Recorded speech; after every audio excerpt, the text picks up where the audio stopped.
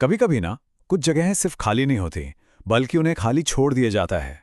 जरा सोचिए, राजस्थान में जैसलमेर के पास एक पूरा का पूरा गांव है। घर हैं, गलियां हैं, सब कुछ है, बस लोग नहीं हैं, कोई जिंदगी नहीं है। और यही है कुलधरा की कहानी। बात है साल 1825 की, जब एक रात अचानक पूरा का पूरा गांव अपने सारे बाशिंदों के साथ रातों रात गायब हो गया। मतलब लिटरली गायब, जैसे वो वहां कभी थे ही नहीं। तो सवाल ये है कि आखिर वो सब गए कहाँ। और देखिए, ये कोई मनगढ़ंत कहानी नहीं है। ये इतिहास का एक ऐसा रहस्य है जिसे आज तक कोई सुलझा नहीं पाया है, और आज हम इसी की तह तक जाने की कोशिश करेंगे।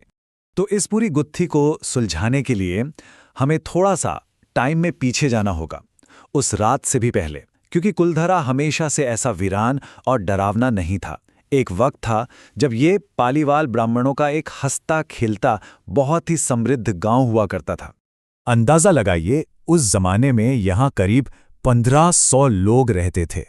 1500 लोग, एक पूरा वाइब्रेंट समुदाय, अपनी संस्कृति, अपनी परंपराओं के साथ। और आज वहां कोई नहीं है, जीरो, एक भी इंसान नहीं। सोचिए, 1500 लोगों का जीता जागता गांव आज बिल्कुल सन्नाटा है। और यही जीरो, यही शून्य इस कहानी का सबसे बड़ा सवाल है। जरा उस अगली सुबह की कल्पना कीजिए, जब आसपास के गांव वाले किसी काम से कुलधरा पहुंचे तो जो उन्होंने देखा वो बहुत ही अजीब था। ऐसा लगा मानो किसी ने वक्त को वहीं पे रोक दिया हो।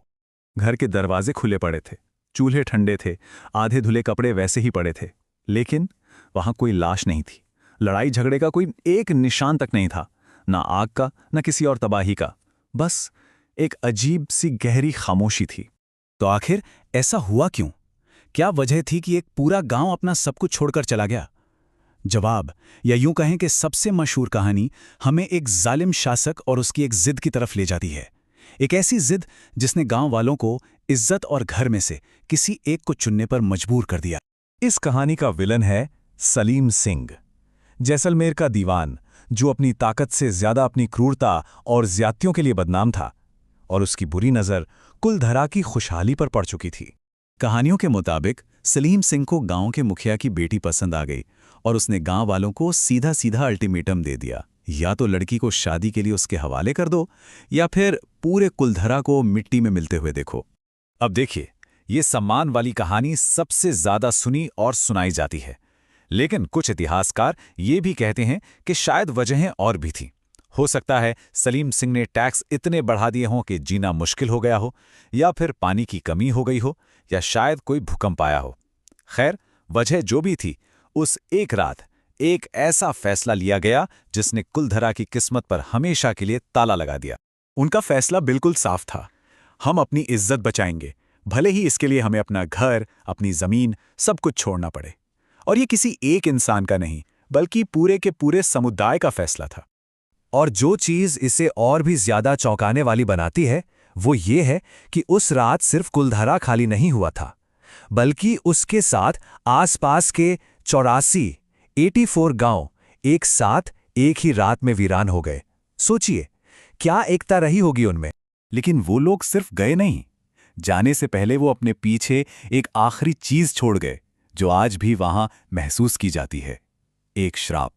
कहा जाता है कि उन्होंने श्राप दिया था, जो भी इस गांव में दोबारा बसने की हिम्मत करेगा वो कभी आबाद नहीं हो पाएगा। और आपको पता है, उस दिन से लेकर आज तक कुलधरा में कोई दोबारा नहीं बस सका। और वो श्राप, वो रात, उसकी गूंज आज भी कुलधरा के खंडहरों में महसूस होती है। आज ये जगह सिर्फ इतिहास का एक पन्ना नहीं है, बल्कि पैरानॉर्मल किस्से कहानियों का एक जीता जागता केंद्र बन चुकी है। कुलधरा की ना दो पहचान है। दिन में ये एक टूरिस्ट स्पॉट है, एक आर्कियोलॉजिकल साइट जहां लोग घूमने आते हैं। लेकिन जैसे ही सूरज ढलता है, सब कुछ बदल जाता है। रात में यहां एंट्री बंद है, क्योंकि तब ये एक पैरानॉर्मल हॉटस्पॉट बन जाता है। जो गार्ड वहां रात में ड्यूटी करते हैं, या जो स्थानीय लोग हैं, वो अक्सर अजीब अजीब बातें बताते हैं। जैसे रात में खाली गलियों में किसी के चलने की आवाज़ें आना, या मंदिर के पास अचानक से ठंड बढ़ जाना।